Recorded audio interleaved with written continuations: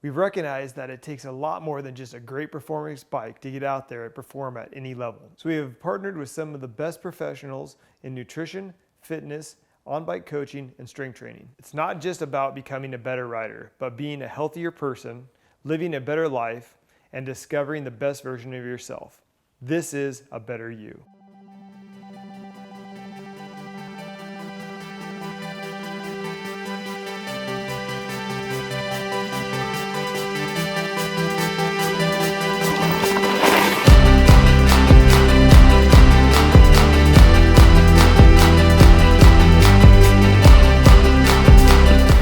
Hey everybody, today we've got Todd Schumlick from Performx Training. He's been my professional strength and mobility coach for the past 3 years, and he's going to give us some great tips and advice. Check it out. Hello everyone.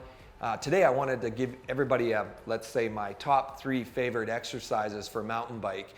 This is considering there was no limitations to equipment or facilities, just what would be my top 3 if you could take those top 3 and use them as the only 3 if you were on a desert island, or there were your only 3 choices in your timeline to help produce the best on-bike performance. As well, this would also be considering that you would still be doing your on-bike training, let's say, so riding and getting your on-bike fitness from that, because obviously you're still working on cardiovascular fitness being on bike, as well as your leg strength, you could say.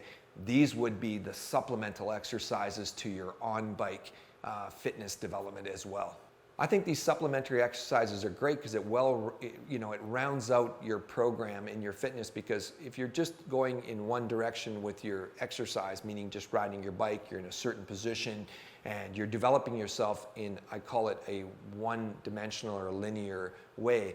I always think of these 3 exercises as those that would also make you a better, well-rounded overall athlete and person away from the bike to maintain a better wellness as well. You're going to hear me often say it's not just fitness, it's wellness. And best yet, I often say you can't build fitness on an unwell body. I always start with wellness as being the first prescription, and then build your fitness on that wellness. So that first exercise would be something called the deadlift, which many of you see. It's an Instagram favorite these days. And why I would pick the, let's say, barbell or dumbbell deadlift would be that first there's a need for hip hinging development, so posterior muscles of the body, as well as developing alignment and posture to the body, secondary grip strength. I won't get into the science of it, but there is, if you do some research, you can look it up, you can Google search it, the science of gravity sport. You'll see a big research that was done. We can always maybe put the link for you guys to that research and read through. It's pretty big, but it explains that in their research that grip strength was one of the most important components. So from the deadlift, you will develop that. You will develop better usage of your shoulders, alignment, and again, the posterior muscles of your body. So when I think of a deadlift and I see often people doing it, maybe there's a little less communication or a little less instruction when it comes to making sure the movement is done with real high quality kinetics or movement, which is the most important element of this. Not how much weight you lift, and that would be just shoulders down and back, your neck in alignment. So I always often tell people, imagine you're holding like a grapefruit underneath your chin the whole time, and that grapefruit wouldn't drop off.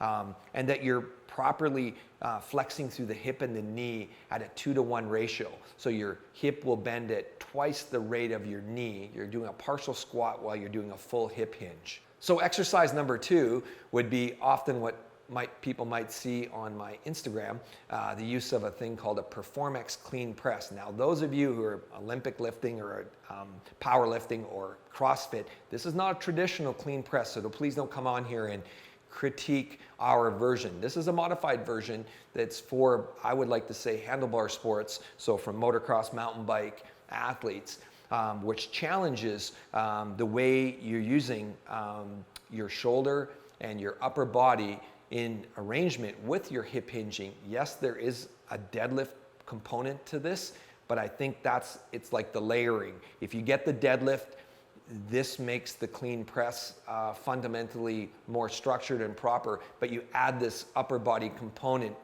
to it, and you're learning to use your shoulder, your neck alignment, and a lot of exterior, posterior muscles again of the body.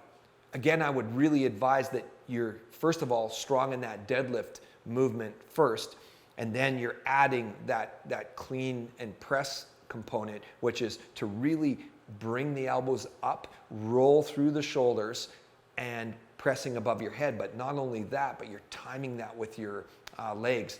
Without one-on-one instruction, I think the video, you have to really watch it closely and see if you can get the timing of this correctly.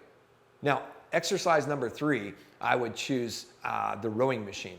And the reason I would choose the rowing machine is that fundamentally, you're going to hear it again, it's posterior muscles. And when you think of the on-bike training you're doing, we're really, in a sense, in my words, or my opinion, underdeveloping that. So we're really starting to hip hinge again.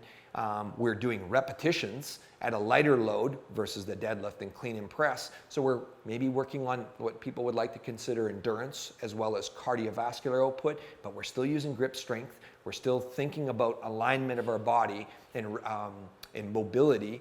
And we are adding an element that will really, in my mind, complement the lower body work that we're doing on bike, specifically cardiovascular wise. And to me, we're considering the wellness part again as being the fundamentals to your fitness. With the rowing, I think you can mix it up between some distance work. I'll challenge my athletes often to whether it's 1,000, 2,000, 4,000 distances, or you can do some interval work, which most people understand is, high and low intensity mixed together. Now you're seeing it popular as HIIT training, high intensity interval training, because the science behind that is proven to be, the workouts can be short yet very rewarding as far as results. So you could kind of mix it up between those things, but don't let your ego get in the way. If you're, the worse you are at it, the more uncomfortable you feel with it, the more you need it. That just proves that it's something out of your, you're out of your element, and you're going to benefit the most from it. So just mix it up. And as far as technique goes, there's plenty of YouTube videos out there you can watch on proper rowing technique. I like to break the rules a little bit and get the elbows up, and maybe it's not the most efficient way, but we're not training to become better rowers. We're training to, I always remind the athletes, we're training to become better mountain bike athletes. I appreciate everybody watching this video, and if there's any more information you're looking for, check us out at performxtraining.com or at our Instagram at performxtraining, and we'll see if we can help you out from there.